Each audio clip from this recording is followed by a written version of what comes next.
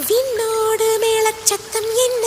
அமைதியா விட்டு நடுவுல நின்னா கிடைக்குமாமா சின்ன தூரல் என்ன தண்ணி எங்கேதான் சென்றாயோ இப்போது வந்தாயோ சொல்லாமல் வந்தது போல் இல்லாமல் போவாயோ தப்பாமல் மீண்டும் சந்திப்பாயோ நீ வரும்போ